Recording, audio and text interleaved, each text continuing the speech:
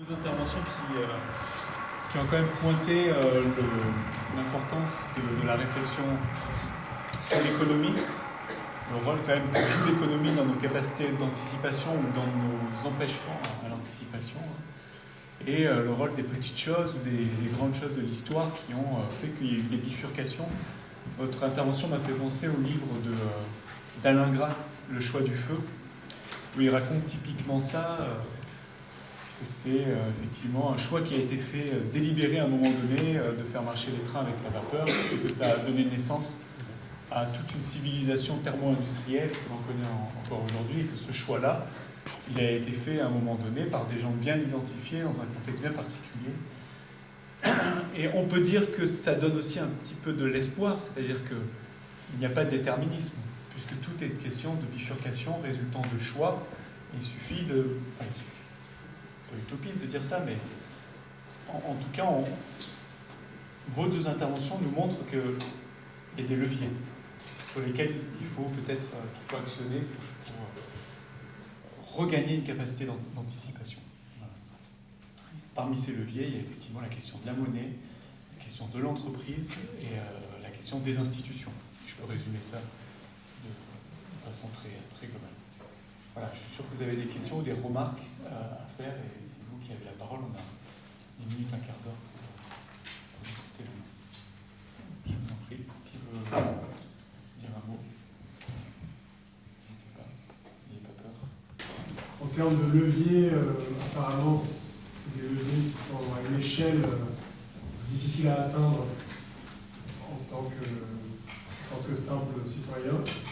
Est-ce que dans votre expérience ou dans votre travail, vous incluez d'une manière ou d'une autre, justement, des démarches citoyennes qui peuvent être un levier d'une autre forme, de crowdsourcing ou des choses qui sont des leviers inattendus qui peuvent amener un changement d'une autre nature?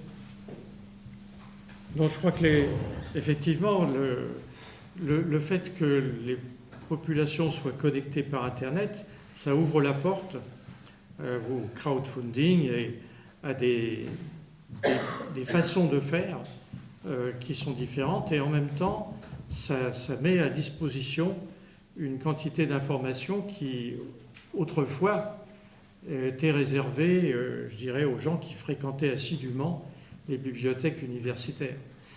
Car la plupart des images que je vous ai montrées sont des images prises sur Internet.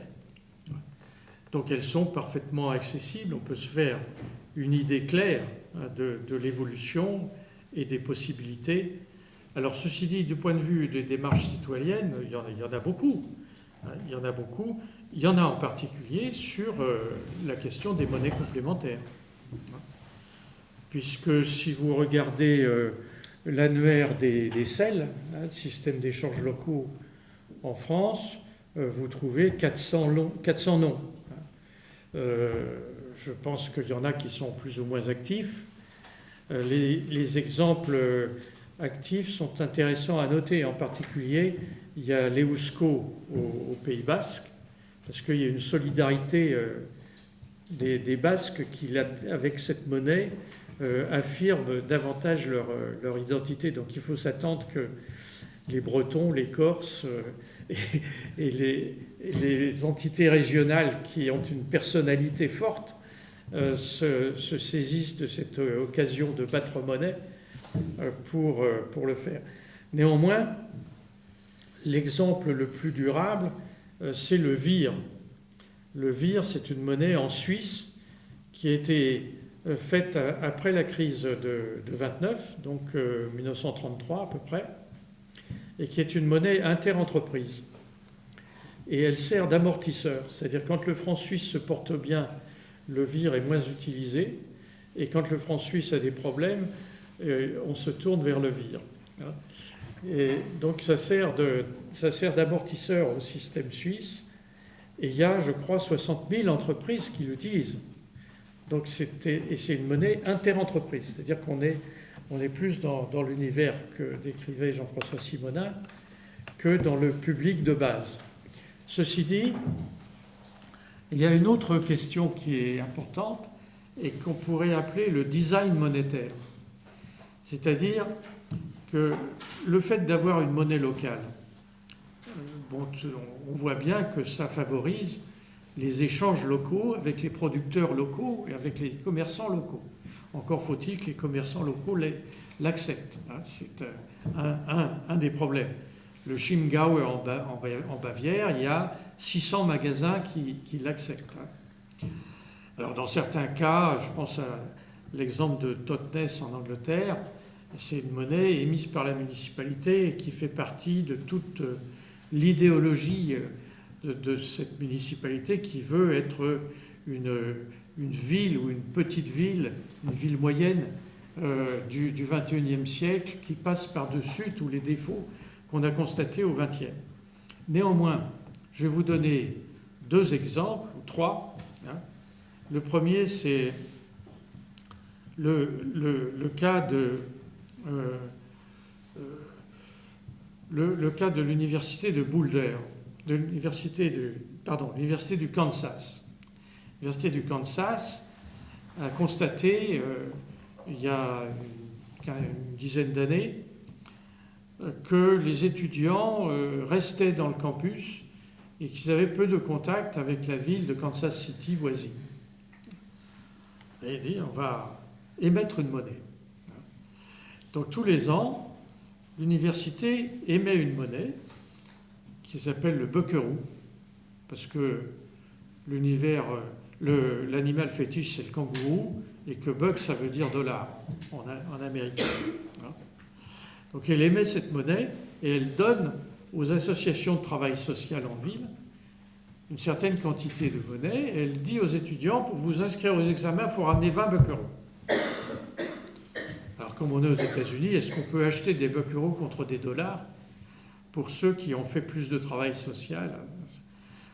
Réponse, oui, on est aux États-Unis, mais le cours du buckaroo a plutôt augmenté. Donc les gens préfèrent aller faire du travail social en ville plutôt que de se livrer à un achat sur place. Autre exemple très important, au Japon, ça s'appelle le Furai-Kipu. Vous allez prendre soin d'une personne âgée dans votre voisinage, on vous paye avec des Furai-Kipu, et avec ces Furai-Kipu, vous pouvez payer quelqu'un qui va à 200 km va s'occuper de votre vieille grand-mère. Donc là, c'est le travail social à distance. Donc c'est ça. Et le troisième exemple qui a été fait par Bernard Liétard lui-même, c'est dans la ville de Gand. Dans la ville de Gand, il y avait un quartier qui était très sale, mal tenu. Donc la municipalité a appelé Bernard Liétard et lui a dit « Qu'est-ce que vous pouvez faire pour nous ?» Il a répondu « Écoutez, il faut d'abord demander l'avis de la population, leur demander qu'est-ce qu'ils souhaitent, quel est leur rêve. » Or, la population de ces quartiers était en grande partie turcophone, c'est-à-dire des migrants d'Anatolie. Et la réponse a été, vous savez, en Anatolie, on a de la surface. Ici, on est bien embêté parce qu'on n'a pas de quoi cultiver nos tomates et nos salades. Qu'à cela ne tienne, on invente une monnaie qui est une monnaie municipale. Quiconque nettoie la rue ou l'embellit en plantant des petites fleurs peut se présenter à la municipalité et obtenir des billets de cette monnaie qui s'appelle le torekes. Et avec cette monnaie, il peut louer pour 1 an un carré de jardin que la municipalité lui prête dans une friche industrielle. Au bout d'1 année, le quartier est impeccable.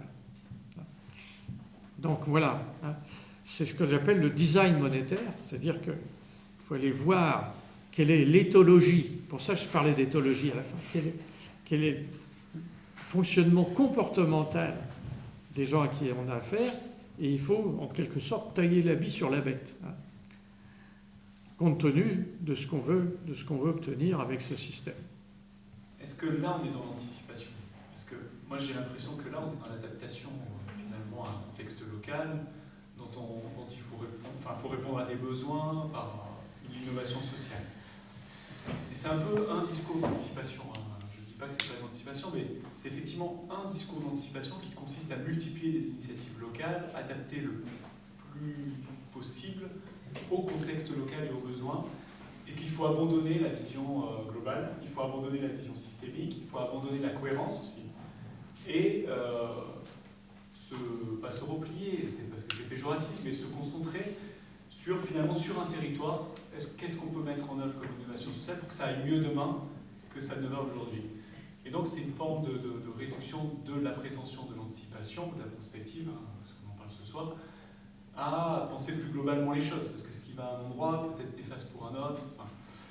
Donc moi ma question, elle est aussi pour Jean-François Simonas, et pour vous aussi, c'est que vos deux interventions finalement, conclusion, c'est qu'on ne peut pas anticiper. Alors, est-ce que c'est ça? Ouais. Et si c'est pas ça, qu'est-ce qu'il faut faire? Comme ça, mon point de vue, hein, c'est que non, la somme d'initiatives locales, face à l'énormité des sujets que je trouve préoccupants, ça va sûrement dans le bon sens. Peut-être qu'en sédimentant tout ça, en capitalisant tout ça, ça peut aboutir à quelque chose. Mais je suis quand même optimiste, mais pour d'autres raisons. Parce que quand on regarde dans l'histoire, vous avez vu l'énormité des sujets qu'on a devant les yeux, mais ce n'est pas la première fois que l'histoire en a connu. J'ai 3 étapes en tête où il y a eu, peut-être pas des anthropocènes, mais la conscience de quelque chose a suscité des bouleversements radicaux, volontaires ou pas volontaires. J'ai en tête la naissance des monothéismes. Vous le savez tous sûrement un peu, vous avez lu à quel point ça a reconfiguré les façons de voir de peuples entiers dans des proportions peut-être pas supérieures à celles dont on aurait besoin aujourd'hui pour sortir de nos impasses stratégiques. Il y en a une autre, différente. La découverte, je ne sais pas s'il faut l'appeler comme ça, de la perspective lors de la Renaissance. C'est énorme quand on y réfléchit, c'est énorme. C'est une façon de concevoir le monde qui s'est rapidement diffusée avec des objectifs très différents. Il faut peut-être pas un effort plus important pour nous sortir de nos dilemmes d'aujourd'hui. Regardons encore plus près de nous, le progrès. Comment cette idée, alors que des sagesses depuis des millénaires dans toutes les civilisations étaient orientées vers des questions d'équilibre, comment le progrès, cette idée-là toute bizarre, que demain devait être meilleur qu'aujourd'hui, a réussi à imprégner la planète à une vitesse, ou en tout cas l'Occident à une vitesse exceptionnelle. Donc je crois qu'il ne faut peut-être pas désespérer du fait que la direction, moi que je vois très négative, des impasses stratégiques dans lesquelles on se dirige, il ne faut pas être négatif sur le fait qu'on est peut-être susceptible, avec de la jeunesse, avec de nouveaux moyens d'information, une nouvelle conscience planétaire, de faire des révolutions un peu importantes. Et d'ailleurs, si je me suis laissé dépasser par le temps tout à l'heure, mais il suffirait dans un sens, il suffirait de faire en sorte que la notion d'humanité devienne le point d'arrivée de la pensée stratégique. Depuis Descartes, ça a été l'ego, ensuite ça a été l'État, ensuite c'est l'entreprise. Pourquoi ça ne deviendrait pas l'humanité, par exemple? Vous voyez? Pourquoi il ne faut pas désespérer. C'est plutôt dans ce sens-là, vous voyez, que je vois des pistes. Voilà. Je ne suis pas bien sûr. Hein. Merci beaucoup pour vos présentations. Je voulais juste avoir votre avis sur selon vous, est-ce que vous pensez que les démocraties représentatives et libérales que l'on connaît ont cette capacité d'anticipation? Et est-ce que vous pensez que le collectif politique peut prendre le relais dans l'avenir à ces entreprises pour essayer de donner une vision du monde? On a l'impression que ce n'est pas nécessairement le cas en ce moment. Et est-ce que du coup on doit s'attendre à reproposer une vision différente de la démocratie qu'on a connue aujourd'hui? En fait, la démocratie américaine, les États-Unis, la France a promis l'égalité. Or, l'égalité, aujourd'hui, ce n'est pas possible. La notion d'empreinte énergétique condamne toute possibilité d'avoir une répartition ne serait-ce qu'égale des richesses aujourd'hui. Mais quand même, il faut qu'on change tout ça, mais on ne peut pas abandonner, je ne crois pas qu'on puisse abandonner l'histoire, que ce soit les peuples par eux-mêmes qui décident de l'avenir. Et j'allais dire, je ne vois pas quoi d'autre peut arriver à mener la planète correctement de toute façon. Et donc, Et donc, il faut rester axé, mais c'est une question de foi peut-être. Il faut faire en sorte que ça fonctionne comme ça, parce que je ne vois pas comment on pourrait fonctionner autrement. Advienne que pourra d'ailleurs. Et même si la sortie n'est pas spécialement... au moins, on n'aura pas à le regretter. Je crois qu'il faut faire le maximum dans cette vision-là, je crois. Qu'est-ce qu'en pense Thierry? Oui, moi je voudrais évoquer un scénario par analogie qui est le scénario islandais. Vous avez vu ce qui s'était passé en Islande. Donc les banques islandaises s'étaient mises au diapason du système bancaire international, spéculé là, et crise épouvantable. Et du coup, l'Islande a voté une nouvelle constitution. Ils ont mis les banquiers en prison, et c'est l'État qui émet la monnaie. Alors que pour nous, ce sont les banques qui émettent la monnaie.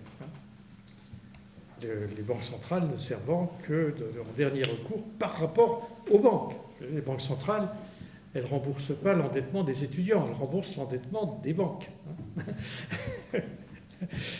Et elles ne sont pas, selon le modèle de Warburg, que je citais tout à l'heure, évidemment, la patronne, Madame Yellen, est nommée avec l'approbation du gouvernement américain, mais toute la couche en dessous sont nommés par des banquiers. C'est-à-dire qu'on est dans un univers où, comme le disait Warburg, dans la citation que je vous ai montrée, c'est les professionnels du métier bancaire qui managent la chose et qui le managent avec leur logique à eux, qui n'est pas du tout celle que Jean-François Simonin souhaiterait voir réussir. Donc le cas de l'Islande est très intéressant, parce qu'ils ont réussi, avec un référendum, un changement de constitution et tout ce qu'il faut, à échapper finalement. Et évidemment, aucun journal ne se répand sur le cas islandais, vous ne le trouverez pas. Parce que la presse est financée par quelqu'un. Donc voilà. En fait, dans la définition du mot anticiper, moi j'avais retenu que c'était agir avant. Anticiper comme participer, c'est agir avec. Et je me suis posé la question si, quand vous avez dit à un moment, M. Simonin, que en fait, il fallait, pour anticiper aujourd'hui, il fallait arrêter d'extrapoler. Mais pourtant, on a vu dans votre exposé qu'il y a eu dans les années 70 ce club de Rome qui a fait cette prospective qui, malheureusement, d'une extrapolation du présent, a abouti à un futur que l'on connaît, sans pour cela qu'on agisse dessus. Est-ce qu'aujourd'hui, juste la pensée de la prospective, ce ne serait pas, comme vous le dites, c'est pas essayer de regarder, en fait, de penser le présent à partir du futur, et donc d'agir aujourd'hui. Et est-ce qu'à ce moment-là, est-ce que vous ne pensez pas que le développement durable, comme on en entend parler aujourd'hui, et donc la précaution aux générations futures, est-ce que c'est pas ça aujourd'hui le chemin de l'anticipation? C'est pas une mince affaire, mais oui. Je réexprime ce que je disais tout à l'heure, peut-être mal tout à l'heure. Je disais que le drame de notre temps, plutôt, c'est qu'on agit plus vite qu'on ne pense. Et on a des capacités de configurer, reconfigurer, triturer la planète et le reste, bien avant d'être en mesure de comprendre ce que l'on fait. C'est ça le problème. On est dépassé par notre puissance. C'est ça le souci. C'est ça vraiment le souci. Donc anticiper, qu'est-ce que ça veut dire? Voyons cela. Qu'est-ce que ça veut dire, voyons cela? Je me demande s'il ne faudra pas poser un jour la question du droit d'innover tant qu'on n'a pas fait d'énormes efforts pour mesurer ce qu'on est en train de faire. Peut-être qu'il faut arrêter, comme le disait Milosz en 1970, peut-être devrait-on essayer de ne pas courir après la croissance pour la croissance, parce qu'effectivement, ça pose problème aussi, ça. Donc Jonas disait, parce que Jonas disait, il faudrait que le bras de la vision et de la responsabilité soit aussi long que celui de notre action. Et donc, il faudrait mettre pour cela en place une futurologie comparée qui consisterait, avec tous les techniciens et les scientifiques possibles et imaginables, à essayer de mesurer par anticipation quelles sont les conséquences de tout ce qu'on va faire. Ce qui est un peu impossible. Mais peut-être qu'une énorme culture de l'anticipation pourrait voir le jour et ne pas nous prémunir de tout, absolument tout ce qui peut arriver. Je ne pense pas que ce soit possible, mais nous faire de sérieux pas dans cette direction quand même. Donc, il disait, je termine quand même parce que c'est important et c'est à cela qu'à mon avis c'est la tâche d'aujourd'hui. Jonas disait en 1979 dans le principe responsabilité et en 1992 dans l'éthique du futur, mais cette étape est trop prématurée. Je ne me sens pas la capacité d'engager ce travail aujourd'hui parce que nous ne voyons pas encore assez quels sont les profils de futur derrière les sciences que nous manipulons. Il disait, voici 20 ans, il faut faire ça, mais attendons un peu parce que pour l'instant, on ne sait pas exactement où on va. Ce à quoi Günther Anders répondait carrément différemment, en complément, je trouve, même s'ils étaient assez séparés, ils se connaissaient, mais leurs pensées là-dessus étaient séparées, disait, notre souci, c'est que ce n'est plus d'essayer d'anticiper, de savoir où on va. De toute façon, c'est fini. On agit avec des pouvoirs de telle façon que le monde avance tout seul et on le fabrique tout seul. Notre souci est d'essayer de faire en sorte qu'on ait encore une place dans ce monde qui, de toute façon, se fait tout seul. Donc, en termes d'anticipation, c'est... Tout le long de votre exposé, je trouvais que c'était assez pessimiste.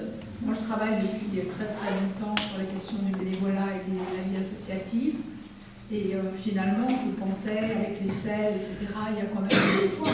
Il y a un million d'associations dont beaucoup se battent contre tout ce que vous dites. Et puis finalement, en vous écoutant, c'est vrai qu'il y a des grandes logiques, des logiques environnementales, des logiques économiques, des logiques politiques dont vous avez finalement effectivement assez peu parlé, qui font que j'en ressortirais plus pessimiste que j'étais. Une chose me rend optimiste. Moi, j'avais un père, je crois que vous connaissiez M. Godin, qui s'appelait Meshman, qui s'appelle toujours Meshman d'ailleurs, et il dit toujours, qui avait une rubrique dans une revue qui faisait peur à un certain nombre de gens, qui s'appelait Comment organiser les catastrophes. Et effectivement, je vois encore des inspecteurs d'environnement, etc., qui me disent votre père nous faisait peur, etc. Puis nous, moi, j'y croyais pas trop à ce qu'il disait, etc. Puis je m'aperçois que mes enfants, j'ai des enfants qui sont un peu là-dedans maintenant, dans ces recherches-là, eux, ils pensent effectivement, comme vous, qu'on est dans une situation catastrophique au point de vue environnemental, catastrophique au point de vue politique, etc. Donc, je pense que vos exposés apportent beaucoup au pessimisme qu'on doit avoir, même si on doit se battre du côté humain, en fait. Non, je ne dirais pas ça. Je dirais que oui, la situation exige une grande reprise en main. Oui, mais si vous voulez, sur le plan, je dirais presque métaphysique, la question, c'est que on a, je parlais de Heidegger et de son Gestell, on a quelque chose qui ressemble à de la possession au sens de la sorcellerie. C'est-à-dire qu'on vous décrit la réalité, particulièrement la réalité économique, avec des chiffres qui ne sont pas des chiffres physiques. On ne vous parle pas de kilos de nourriture. On vous parle de millions de francs, ou de millions d'euros, ou de millions de dollars. Et ça tient lieu de penser. C'est-à-dire qu'on a substitué une logique comptable à la réalité physique. Et le seul endroit où on trouve vraiment la réalité physique, c'est les hôpitaux. Parce que là, vous avez des instruments de mesure. Et les instruments de mesure en quantité physique, vous ne pouvez pas tricher avec. Dans tout le reste de l'économie, il y a une forme de possession. Et le problème, c'est effectivement de sortir de cette situation de possession. Quand on dit développement durable, c'est un oxymore. Parce qu'on met développement en premier. Développement, ça veut dire quoi? Ça veut dire de l'argent qui circule. Et on met durable derrière parce qu'il faut quand même avoir des limites. C'est faux. Ça ne veut rien dire, c'est un oxymore. Le véritable concept, c'est jardin planétaire, c'est-à-dire la relation de l'espèce humaine avec l'ensemble de la biosphère dont elle est le gardien. Jardinier, c'est un gardien. C'est la même étymologie. Le jardinier, c'est un gardien. Il fait vivre la nature. Il aime la nature. C'est pour ça que j'ai terminé avec des images d'empathie. Mais ce n'est pas possessif. Là, on a cultivé la possession et on s'est laissé posséder. C'est-à-dire ce que dit Heidegger avec son Gestell, c'est ça. Il dit on est dans un système de possession au sens des sorciers. Mais ça touche, je dirais, la majorité de l'espèce humaine. C'est ça qui est extraordinaire et particulièrement intéressant. C'est comment est-ce qu'on sort d'un rituel de possession. Donc, séance d'exercice la prochaine fois. Merci beaucoup.